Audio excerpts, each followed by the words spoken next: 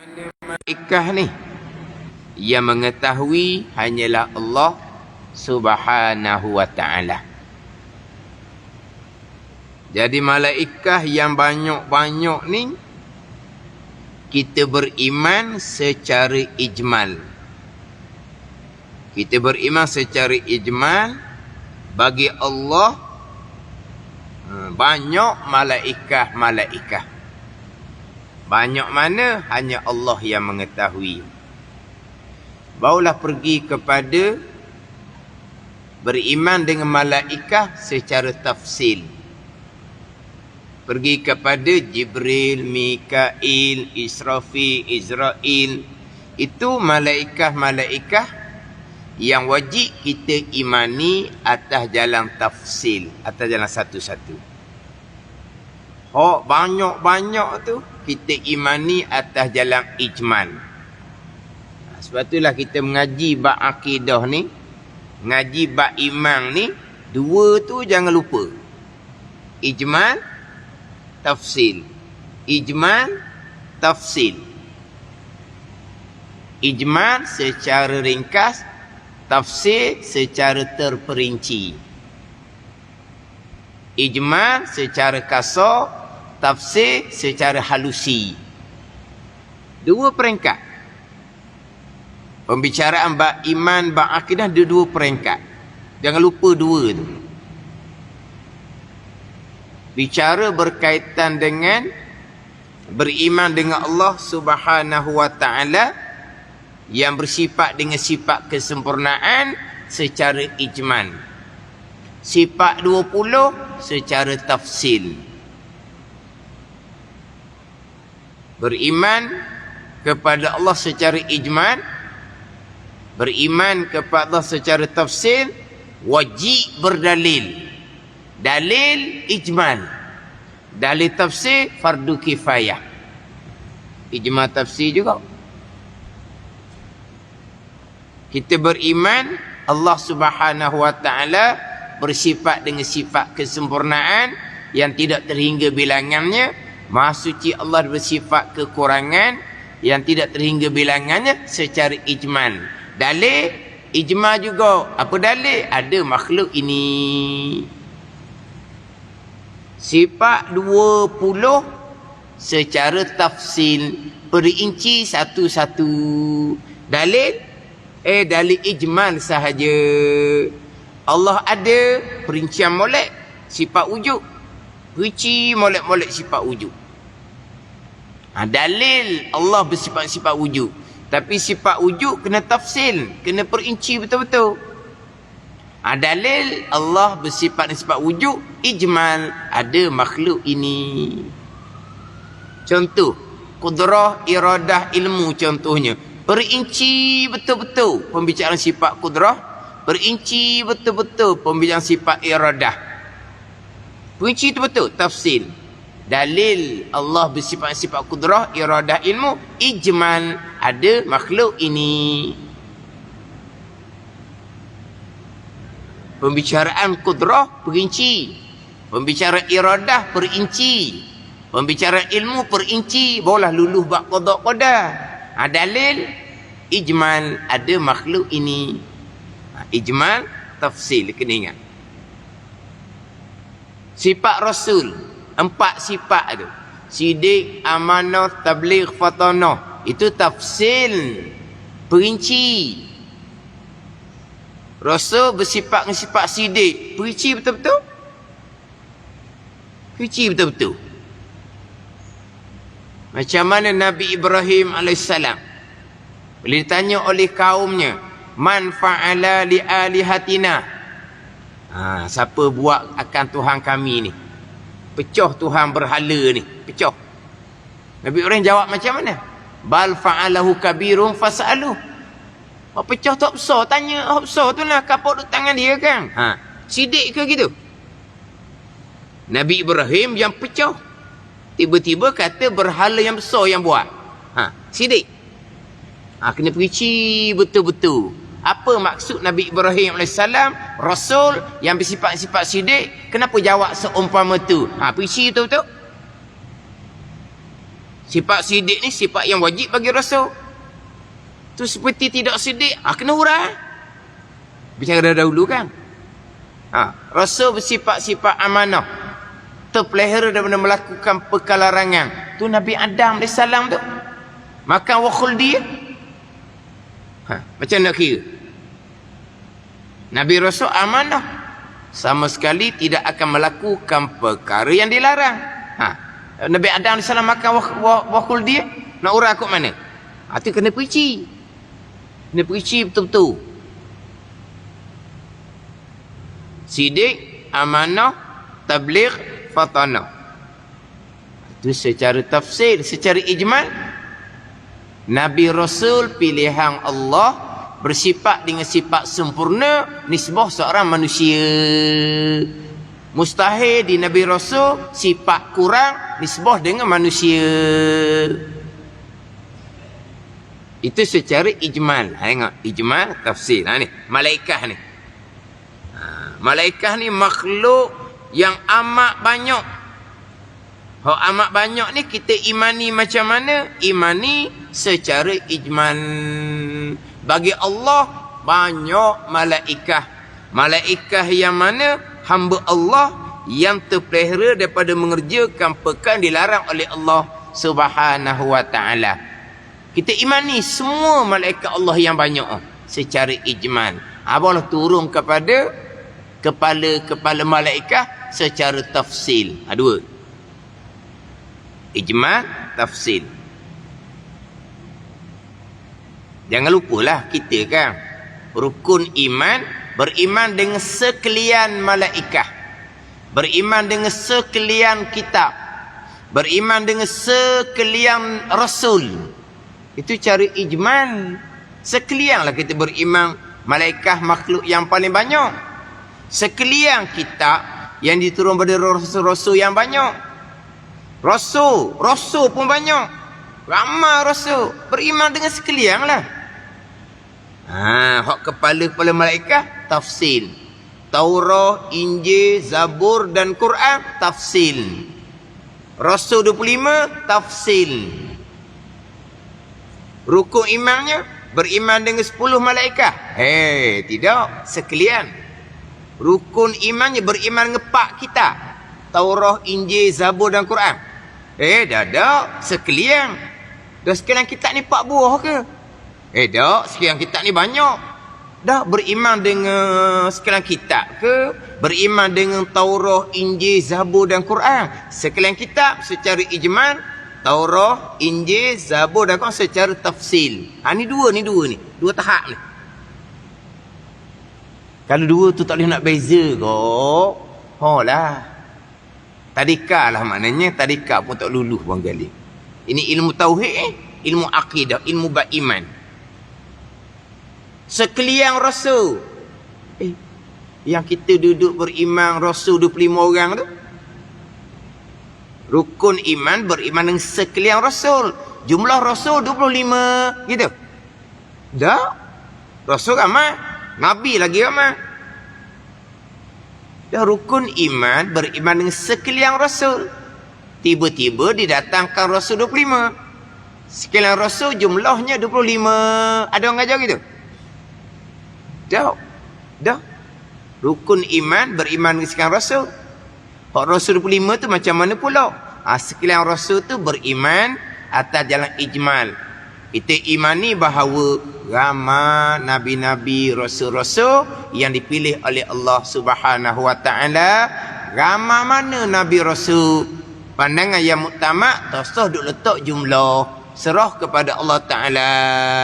Masyhur kitanya rasul 313 orang. Daripada nabinya 124,000 orang. Jadi rasul 25 tu tafsil.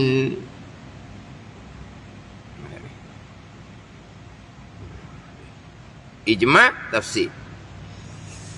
Jadi malaikat ni makhluk Allah yang amat banyak. Banyak ke ramai? Malaikat banyak gitu. Banyak ke ramai? Kalau kitab banyak. Kalau rasul banyak. Kalau kitab banyak ada.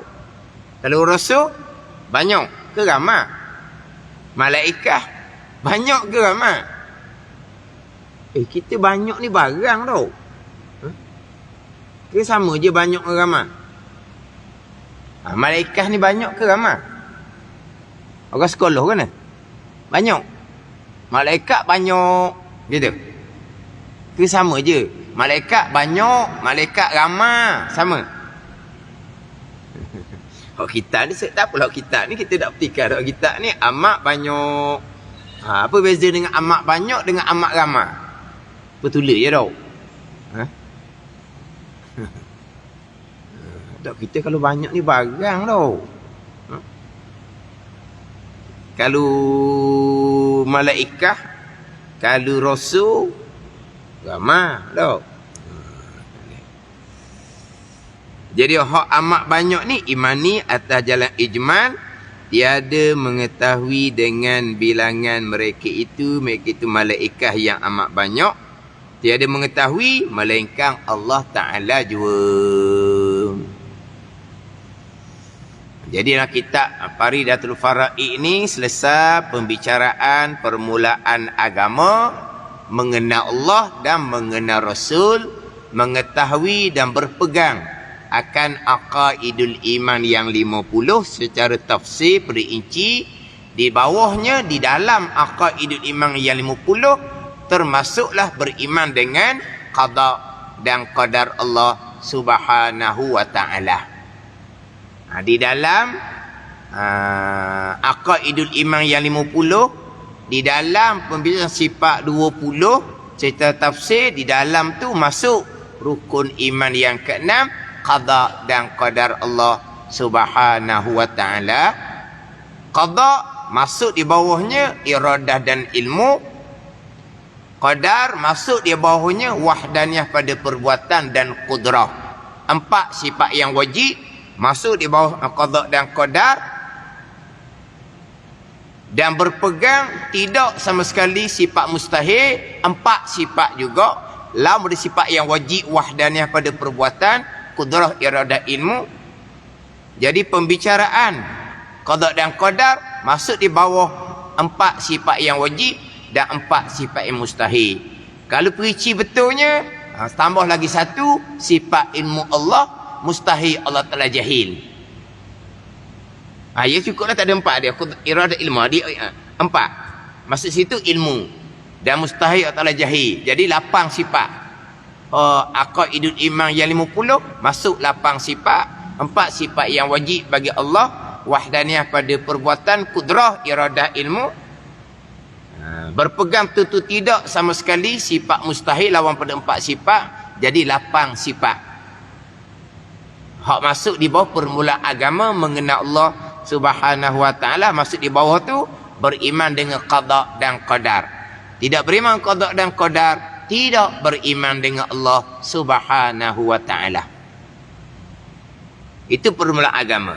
Selesai, boleh berpindah kepada rukun iman yang kedua, bicara bab malaikah. Kemudian dalam kitab Faridatul Fara'i ini comel lah. Malaikah ni hamba Allah. Malaikah adalah hamba Allah. Allazina hum ibadur rahman. Hamba Tuhan yang bernama Rahman. Malaikah ni hamba, bukan pembantu kepada Allah Subhanahu wa ta'ala. Bila kata malaikat ni hamba, hamba lemah. Yang berlaku pada malaikat kesemuanya adalah perbuatan Allah Subhanahu wa ta'ala. Ingat baik tu. Yang saya bicara dah mengelupahnya. Orang yang betul-betul belajar sifat 20, tak pernah tinggal belajar sifat 20, kelek kitab sama-sama, mana lama sangatlah dia mengaji sifat 20 ni. Sekalian qada dipegangi. Makhluk lemah tak ada perbuatan dia imani. Tiba-tiba makhluk Allah yang lemah tak masuk malaikah. Malaikah ni ada kuasa autonomi seolah-olah saya kata ni saya kata. Seolah-olahnya malaikat ada kuasa autonomi. Allah beri kuasa pada malaikat. Malaikat sendiri yang menjadikan perbuatan dirinya. Oh, tu pun orang. Saya sebut minggu lepas tu. Terduduklah. Sebab dia masuk belajar lagi tu hanya untuk mengulangi je. Maknanya dah lama dah belajar sifat 20. Bab pegangan ni tak banyak mana.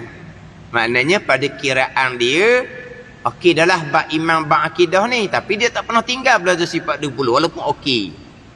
Kena-kena dah okey sangat. Makhluk tak bekah, tiba-tiba malaikat ada kuasa tersendiri. Tu saya buat kata seolah-olah kuasa autonomi. Ada kuasa autonomi. Kerajaan pusat bagi satu wilayah kuasa autonomi tadbir sendiri. Tahu kan gitu? Hak kerajaan pusat dibagi pada satu-satu wilayah kuasa autonomi dia panggil. Jadi seolah-olahnya malaikat ni dapat kuasa autonomi. Malaikat yang menjadikan perbuatan dirinya sendiri secara terasing daripada perbuatan Allah Subhanahu wa ta'ala. Siaplah gitu. Mensyirikkan Allah pada perbuatan serta berpegang Allah lemah. Kenapa berpegang Allah lemah? Allah perlu pada malaikat untuk menjalankan pekerjaan Allah sebagai Khalik. Ada ni. Menurunkan wahyu, menurunkan rezeki, menurunkan hujan. Itu kerja Allah. Tiba-tiba Allah serah pada malaikat lah. Malaikat lah secara tersendiri menurunkan wahyu, menurunkan rezeki, menurunkan hujan. Berarti Allah lemah. Kalau berpegang seumpama tu, tak berat.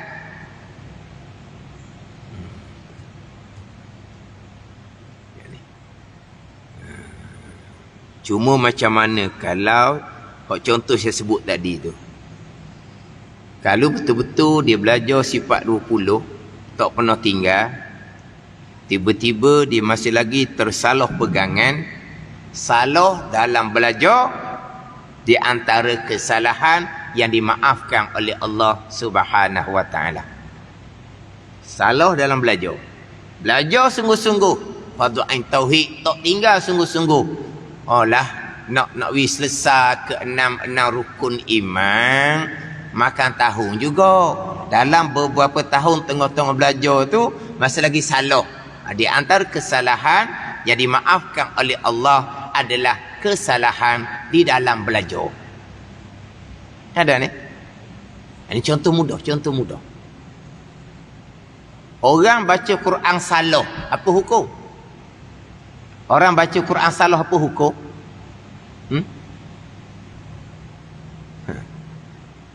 Tetapi yang sedang belajar untuk guru tu, banyak mana dia baca salah. Waktu guru dia tegur tu, salah tu pula. Sekali baca, salah. Tu guru dia tegur. Baca kedua, salah. Yang ketiga, salah. Yang keempat, salah. Belok dah lidah-lidahnya. Salah semacam semata-mata. Berdosa ke tak? Tak dosa, dia salah dalam belajar. Bukan salah baca seorang. Salah baca seorang, cari penyakit. Quran tak belajar. Baca sendiri, turut orang. Baca salah, hukumnya haram, cari penyakit. Bodoh lah jadinya. Baca Quran sunat, tak pandai tak usah baca lah. Jangan nak bergaya. Dah orang baca Quran, dah kita tak pandai. Kita baca Qul Allah, kita baca kuliah, kita tahlil seorang kita, kita selawat seorang kita. Orang lain baca Quran belaka, orang pandai. Kita tak pandai jangan jadi bodoh. Tak ada pasal-pasal pergi buat dosa buat apa. Tak panggil bodoh gitu. Cari penyakit orang panggil. Baca Quran sunat, tapi baca dengan ilmu. Baca salah haram. Kenapa terbaik nak baca? Nak baca, kita ada tok guru. Tok guru lepas dah kitanya. Ada ni, tok guru lepas dah kita. Boleh baca dah. Barulah kita baca. Sampai di padang mahsyar, tunggu kita lah menjadi saksi. Ada ni? Tunggu kita jadi saksi. Yang kita baca tu, tunggu kita yang ajar kita. Ada ni. Guru kita ni bukan atas dunia je. Sampai di padang mahsyar, dia disaksi lah. Kita baca Quran, tunggu kita yang ajar. Kalau baca salah, baca seorang, cari penyakit orang panggil. Tak ada pasal-pasal, cari dosa free. Kita belajar depan untuk guru. Allah. Berhari-hari. Gitulah dia bacanya. Salah semua-semua. Dosa ke tak? Tak. Salah dalam belajar. Ada ni? Kalau salah berdosa, dah ada orang nak ngaji Quran lah. Nak boleh jadi betul tu. Kok salah semua lah. Kalau tu Quran tu jenis tak sabar. Perambak apa kali ya. Yang tak belajar lah mu perambak. Dah. Usahakan perbetul. Okey, mari pula kemudian. Baca salah pula. Dosa ke tak? Tak. Salah dalam belajar. Bukan salah baca sendiri. Sekarang ni dia belajar betul-betul dah ilmu tauhid. Tiba-tiba salah juga pegangan. Ada ni. Termasuk salah yang diampuni oleh Allah. Tapi betul-betul tengah-tengah belajar fardhu tauhid jangan tinggal sama sekali.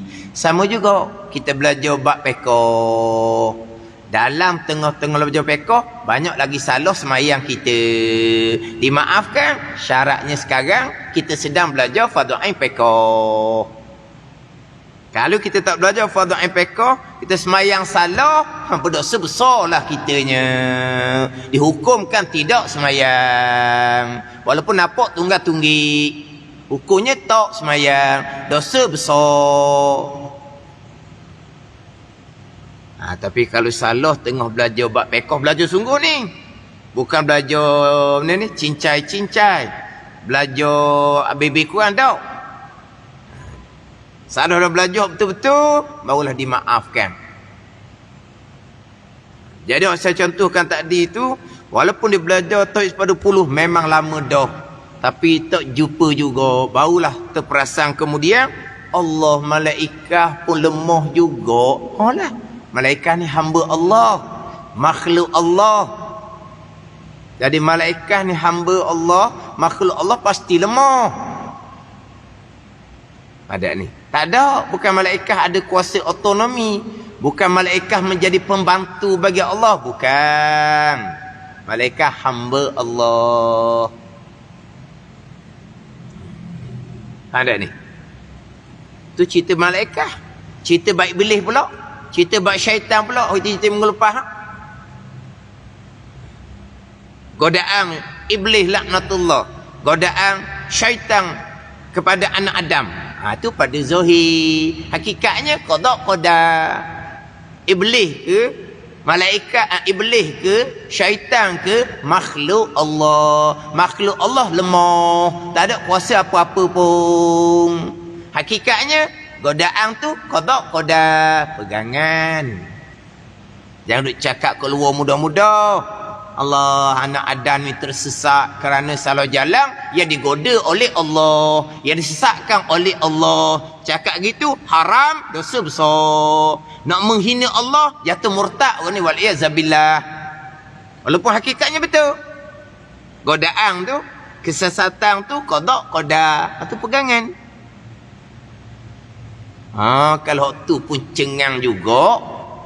Dalam belajar, salah dimaafkan. Kalau salah, ni baru nak belajar. Lepas, tu kena minta ampun dengan Allah Subhanahu wa ta'ala.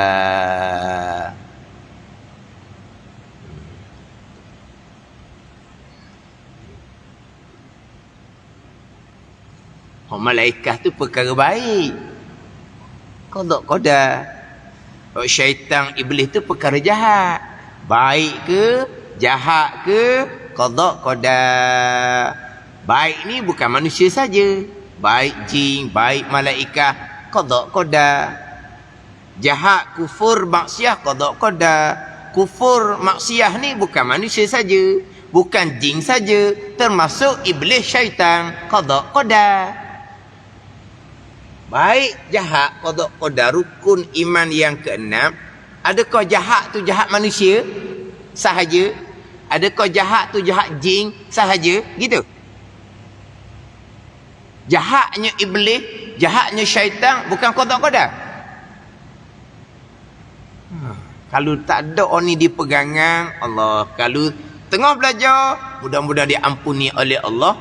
Kalau tak belajar, memang dalam keadaan dosa yang besar, pegangan yang sesat.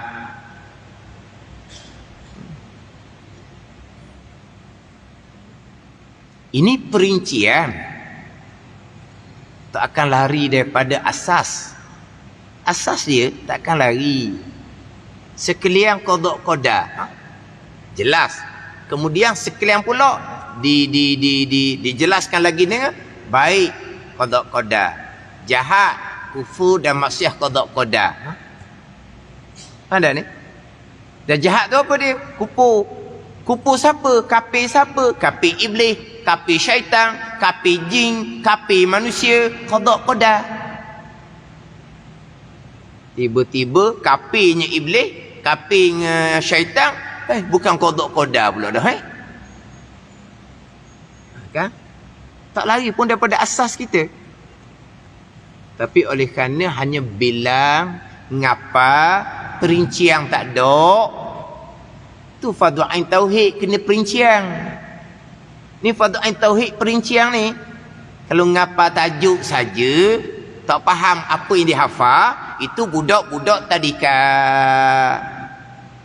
Budak tadika lah. Rukun yang keenam, baik jahat qada qadar, baik jahat qada qadar. Cuba tanya budak umur 5-6 tahun tu. Tak faham lagi dianya. Kita hurah kemudian. Tapi budak tadika 5-6 tahun, baik jahat qada qadar, dia boleh sebut. Tapi dia faham ke tak? Tak. Kalau kita tak faham juga, macam budak tadika 5-6 tahun lah. Nak mati dah kitanya. Tua dah kitanya. Tapi boleh kita duduk bumi Allah ni, ilmu mengenal Allah, ilmu tauhid, tahap tadika. Duduk di bumi Allah. Bernafas siamalan dengan udara milik Allah.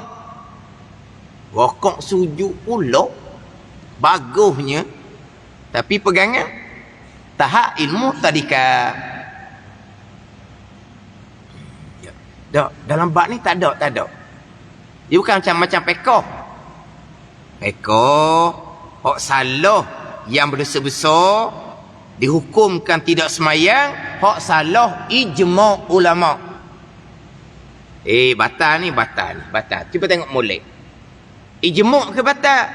Mazhab Syafi'i je batal. Mazhab lain kata makruh je. Bukan mungkar lah. Tak payah bertaubat lah. Tak payah kena qada lah semayang. Ada ni. Bukan orang ingat bab semayang. Tapi kalau bab semayang, tak sah semayang, salah semayang. Tak sah salah semayang ni ijma' ke tak? Kena cek dulu kan. Tauhid tak? Satu jalan je. Tak ada. Satu jalan je. Salah bab tauhid tak ada. Salah dalam belajar dimaafkan oleh Allah. Belajar betul-betul. Fokus betul-betul macam saya cerita tadi. Memang orang ni belajar betul-betul. Sifat 20. Tapi hak bab malaikat, dia tak masuk. Tak masuk.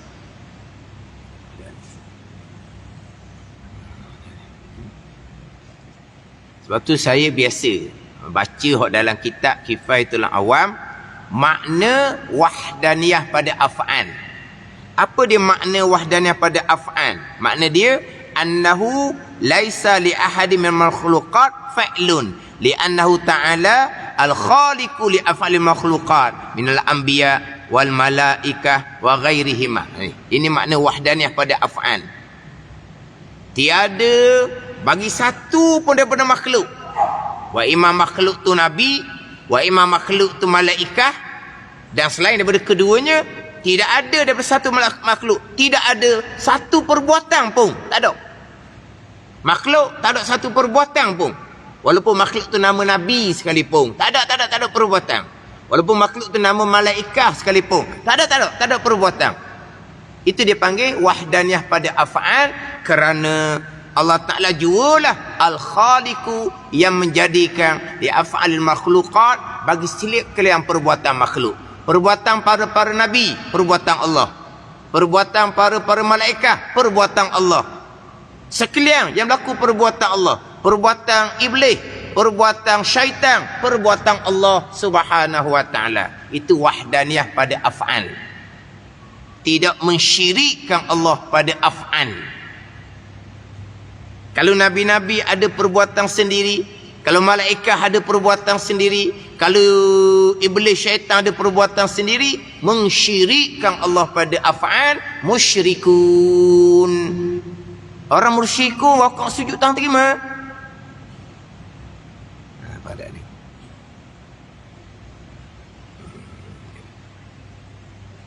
Itu makna wahdaniyah pada af'al. Perbuatan Nabi, perbuatan Allah hakikinya. Perbuatan malaikat, perbuatan Allah hakikinya. Nabi, hamba Allah. Malaikat, hamba Allah. Yang berlaku semuanya adalah perbuatan Allah. Dahulu bicara mukjizat. Mukjizat zahir pada tangan Rasul. Zahir. Hakikinya perbuatan Allah, bukan perbuatan Rasul. Mukjizat. Contohnya mukjizat Nabi Musa AS. Dengan tungkak dia, terbelah laut pada 12 jalan. Perbuatan tungkak Nabi Musa? Tidak. Perbuatan Allah. Ada ni. Terbelahnya bulan? Perbuatan Allah. Bukan perbuatan Nabi. Cuma zahir pada tangan Rasul. Itu bicara kitab Tauhid. Kita ni kitab Tauhid. Asas akidah kita mentauhidkan Allah.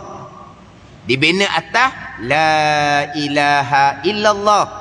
Apa dia La ilaha illallah? Kalimatut Tauhid. Tauhid. Mentauhidkan Allah pada zat, sifat dan af'al. Baik. Jadi cerita tadi tu buat pengajaran molek. Belajar sama-sama pun terkadang Tuhan tak buka walaupun bendanya sedikit sahaja. Sikit sahaja. Bila Tuhan buka, ya sungguh malaikat makhluk lemah. Hak berlaku qada-qada, yalah. Tak pelik pun. Tapi Tuhan tak buka ke dia. Mana apa? Salah pegangan dalam belajar. Tapi dalam belajar dimaafkan oleh Allah Subhanahu wa Ta'ala.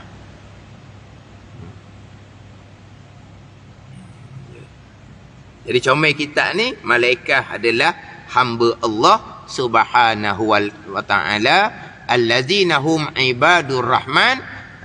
Mereka itu malaikat hamba bagi Tuhan yang bernama Rahman. Dan bahawasanya kepala mereka itu, kepala ni ketua lah, ketua mereka itu malaikat 4. Mana kepala malaikat 4 tu? Iaitu Jibril dan Mikail dan Israfil dan Israel. Ni 4. Dipanggil ru'asaul malaikah. Yang mana 4 malaikah ni mentakbir alam.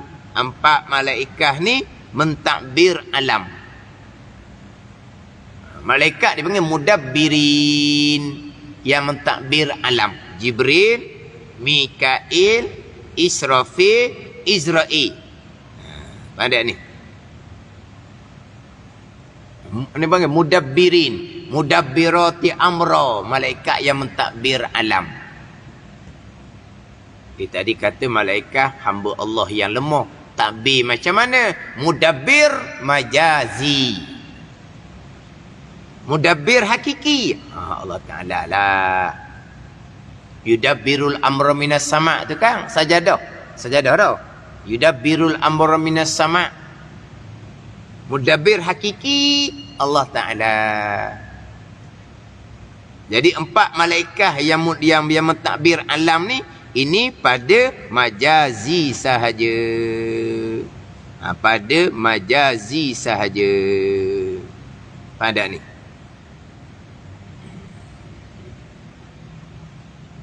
Bukan mudabbir hakiki. Kinilah kita pun mudabbir juga. Khalifah atas muka bumi ni nak mentadbir alam dengan hukum syariat. Mentadbirlah kita mudabbir. Kita mudabbir. Kita mentadbir. Ada pentadbir belaka. Masjid ada pentadbir. Pejabat ada pentadbir. Daerah ada pentadbir. Ada pentadbir belaka. Kan gitu? Ada pentadbir dia lah. Dalam baharta ada pentadbir dia. Itu hanya majazi pada zahir. Hakiki mudabbir adalah Allah Subhanahu wa ta'ala. Ada ni. Jadi bukan kata nak cakap kita takbir, cakap tu tak salah. Kita cakap malaikat ni mentadbir alam, samalah. Tak salah lah. Ada ni. Maknanya kalau kita bicara malaikat yang ditugaskan, untuk menurunkan wahyu. Wahyu itu Jibril. Yang menurunkan rezeki. Mana? Malaikat Mikail. Yang menurunkan rezeki, menurunkan hujan kan? Itu kau. Dah.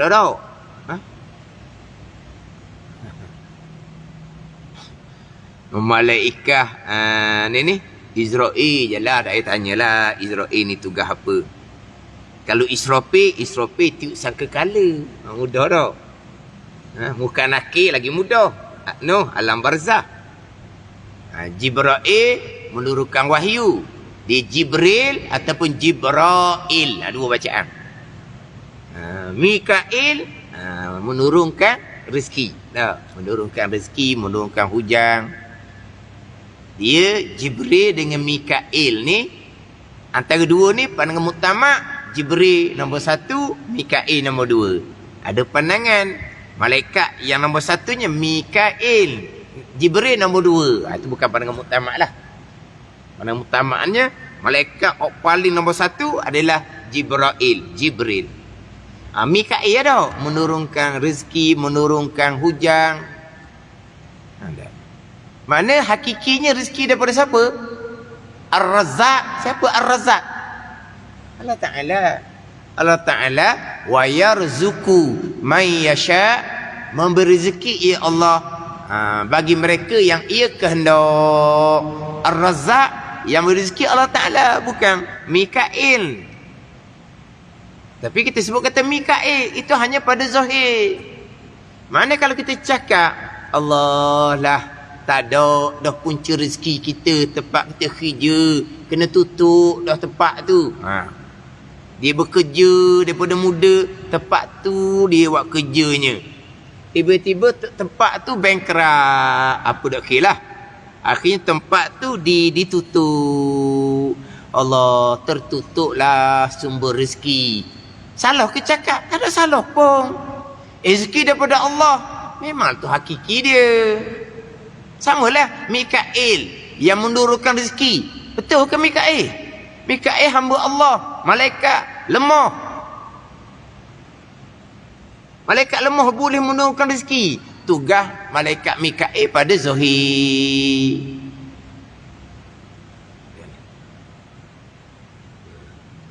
Bukan kata Allah tak ada dah tempat cari rezeki. Kamu ni pegangan kamu salah. Bukan tempat tu rezeki. Allah Ta'ala. Ini orang panggil salah pengajian. Salah pengajian. Ada ni. Warna ni balik kapung dah ni. Allah, payahnya cari rezeki tempat orang. Payah cari rezeki tempat orang ni. Kena balik kapung jugalah. Tempat orang ke, kapung ke, rezeki daripada Allah, bukan daripada tempat. Tu hak hakiki. Tu kata tempat orang tak ada rezeki, kapung ada rezeki, tu cakap asbab, cakap zahir, tak ada salah sikit habuk pun. Kena ingat ni, ada jenis pengajaran salah. Itulah kita bicara bab pegangan, bukan kata ni manusia ni, malaikat pun tak ada perbuatan. Tapi molek-molek ada kita kata Jibril menurunkan wahyu. Oh, power Jibril. Mikael yang menurunkan rezeki. Oh, power Mikael. Jadi Tuhan pula ke? Ada. Itu tugas mereka pada zahir. Oh, malaikat meniupkan roh hidup. Malaikat mencabutkan roh mati. Oh, power malaikat menghidup memati. Tak. Itu pada zahir. Allah selamat dia. Sebab apa? Sebab doktor cepat perobat dia. Masa dia kena tu ada doktor di situ. Selamat nyawa dia. Allah kamu ni. Doktor ke menghidupkan? Allah nak cerita doktor menghidup mati tu perbuatan Allah nak cerita dah. Saat ni kata doktor pada zahir. Yang ngaji karut cakap doktor je, syirik kamu. Doktor yang menghidupkan. Pening ni ambil mana tak tahulah.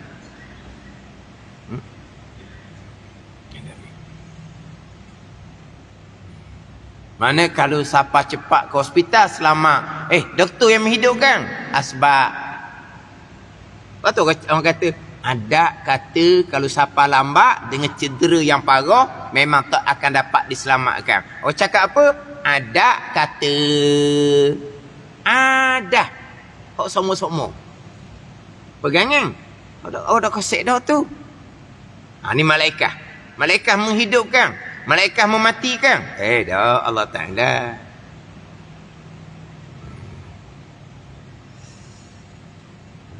Kemudian dalam kitab ni tak ada ceritalah malaikat hafazah. Biasa dengar tak malaikat hafazah? Malaikat yang ditugaskan untuk menjaga anak Adam. Malaikat ditugaskan untuk menjaga anak Adam. Ni dia. Tapi dalam kitab kita tak datang. Sebab ulama berbeza pandangan antara katabah dengan hafazah, malaikat yang sama ataupun malaikat yang berlainan. Katabah ni malaikat yang mencatat kebaikan dan kejahatan. Dengan malaikat hafazah ni malaikat yang sama ataupun malaikat yang berasingan. Kita biasa dengar tak malaikat yang menjaga anak Adam dipanggil malaikat hafazah. Diturunkan benih ke rahim ibu, dijadikan dua malaikat hafazah untuk menjaga anak Adam sampai dia mati. Dipanggil malaikat yang menjaga anak Adam. Malaikat boleh jaga anak Adam? Allah Ta'ala yang jaga, bukan malaikat, gitu.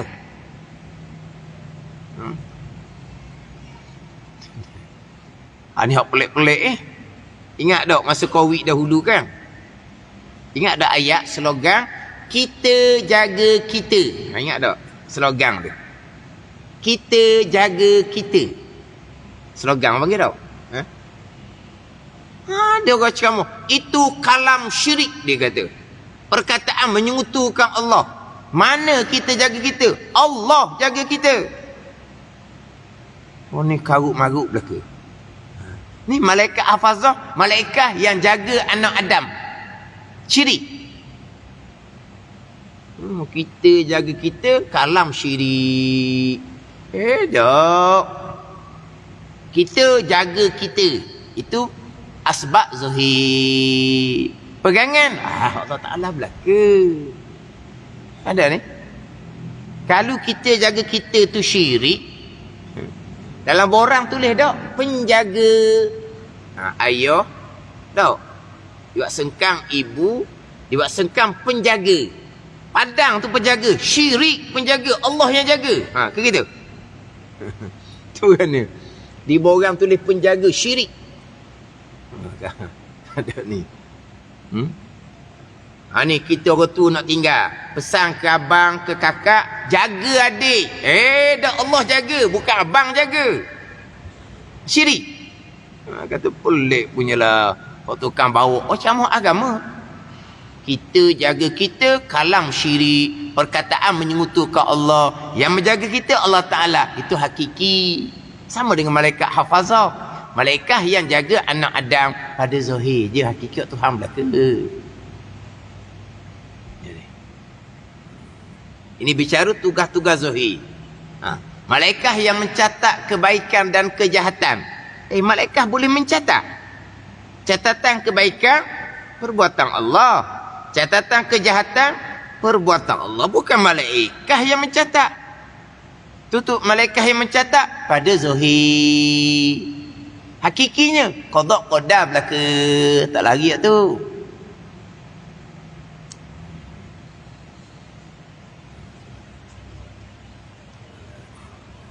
Jadi bicara hak berkaitan dengan tugas malaikat, hak 4 kepala malaikat ni, tugas mereka adalah mentadbir alam.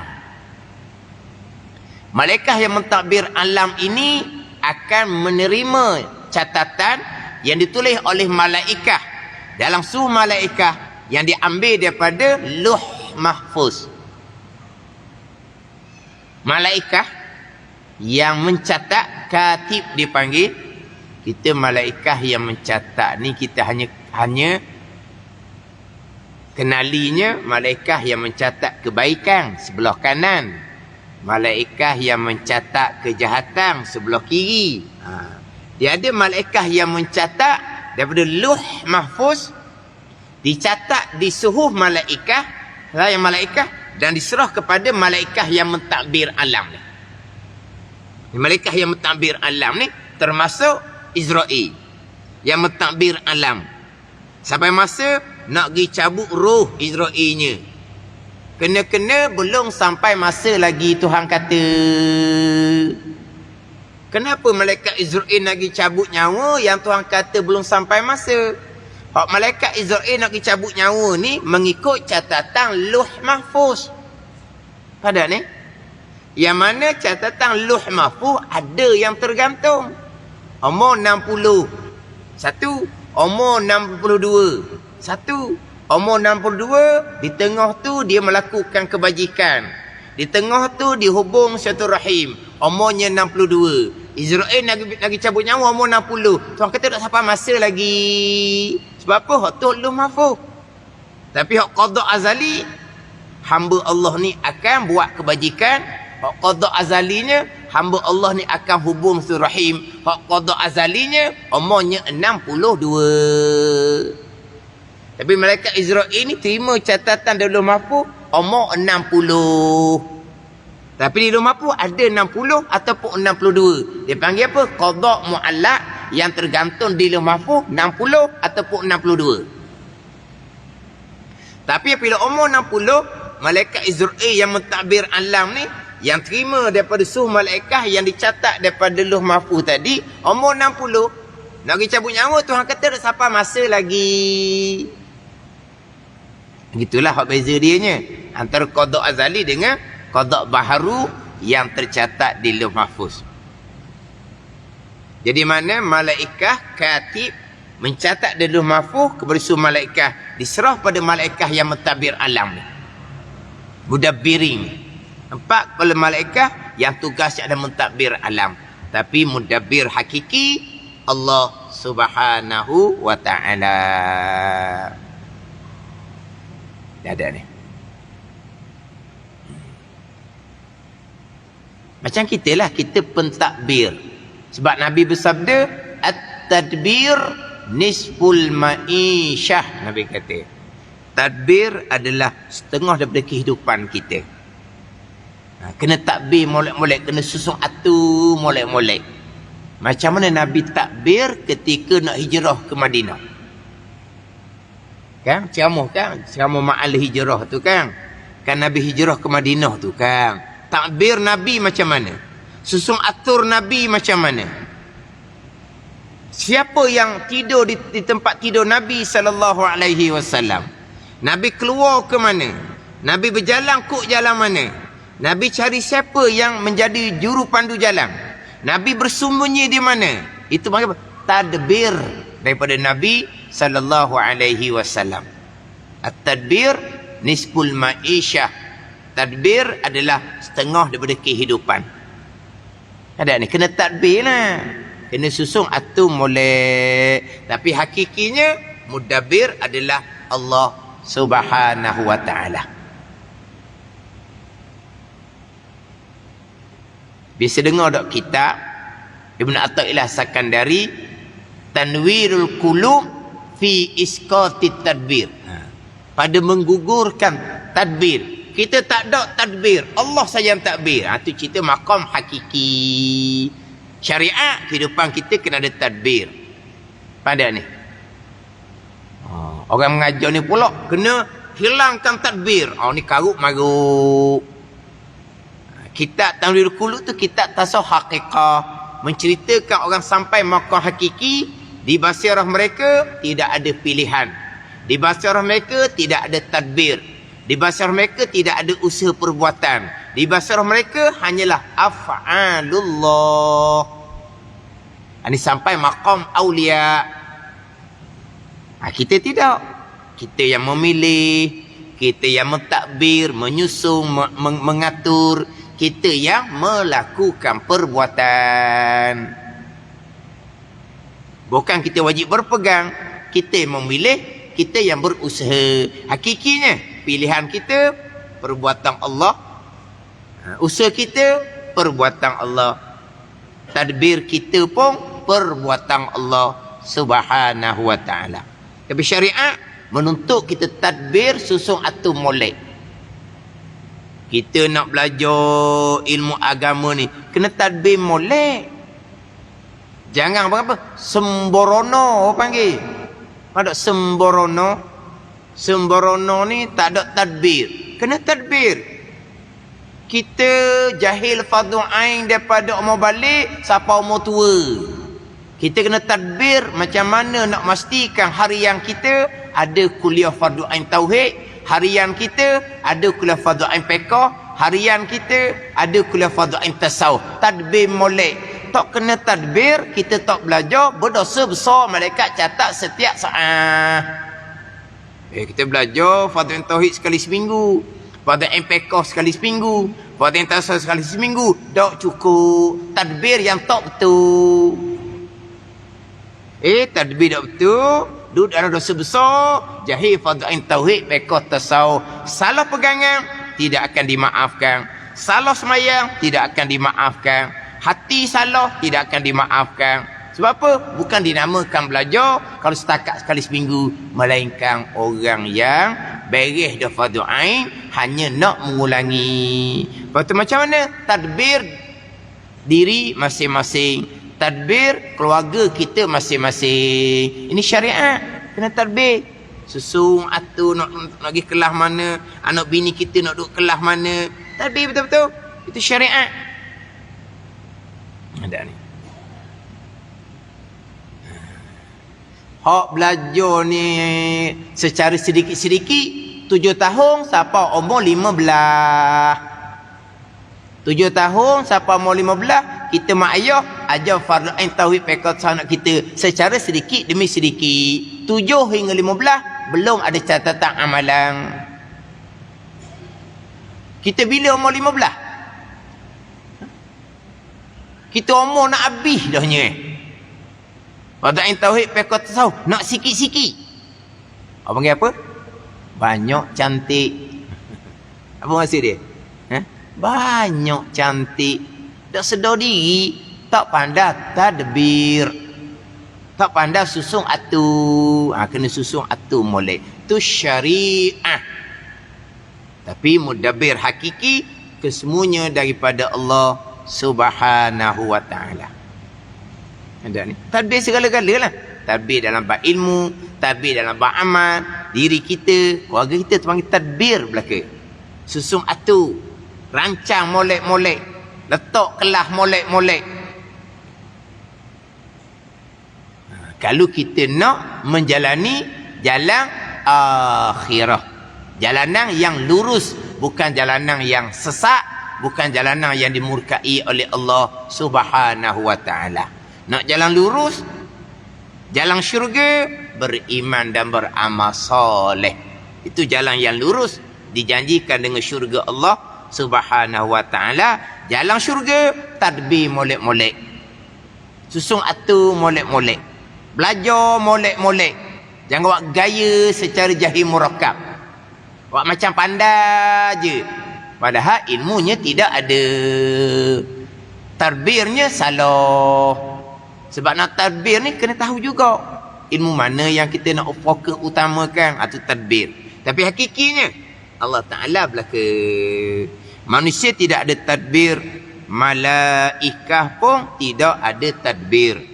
Tapi kita sebutnya Jibril, Mikail, Israfil, Israel, ru'asaul malaikah, ketua malaikat yang ditugaskan untuk mentadbir alam pada zahir. Gitu jelah. Hakikinya malaikat hamba Allah lemah. Dan setengah daripada mereka itu daripada malaikat yang amat banyak, hamalatul arsy. Artinya erti hamalatul arsy, beberapa malaikat yang menanggung arsyir Rahman. Arash bagi Tuhan yang bernama Rahman. Hamalatul arsy, malaikat yang menanggung arash, di antara malaikat yang wajib kita imani atas jalan tafsil. Malaikat hamalatul arsy, malaikat yang menanggung arash, wajib imani atas jalan tafsir juga. Oh, tak tahu kitanya hamalatul arsy, baru dengar. Maknanya tak ada keimanan kita kepada malaikat hamalatul arsy yang disebut di dalam Al-Quranul Karim, yang wajib kita imani atas jalan tafsil. Wa yahmilu arsya rabbika fawqahum yauma idzin samaniyah. Dan menanggung akan arah bagi Tuhan engkau yang Muhammad pada hari kiamah 8 malaikat hamalatul arsy. Sekarang sebelum kiamah 4 malaikat menanggung arash. Oh, ni di antara malaikat yang wajib kita imani atas yang tafsil. Selain daripada Jibril, Mikail, Israfil, Israel, Muka, Naki, Malik, Ridwan dan cerita di hadapan. Itu semua malaikat yang wajib kita imani atas jalan tafsil. Atas jalan ijmal, bagi Allah banyak malaikat yang tidak mengetahui bilangannya melainkan Allah Subhanahu wa ta'ala. Wallahu a'lam. Bismillahirrahmanirrahim. Alhamdulillahirabbil alamin. Wassalatu wassalamu ala sayyidil mursalin wa ala alihi wa sahbihi ajma'in. Allahumma iftah alaina futuhal arifin. Allahumma allimna ilma akdamin. Wa fahimna famasabikin. Warzuqna ruqat talibin. Allahumma zidna ilman wa alhiqna bis salihin. Wa sallallahu ala sayyidina Muhammadin wa ala alihi wa sahbihi wa sallam. Walhamdulillahirabbil alamin.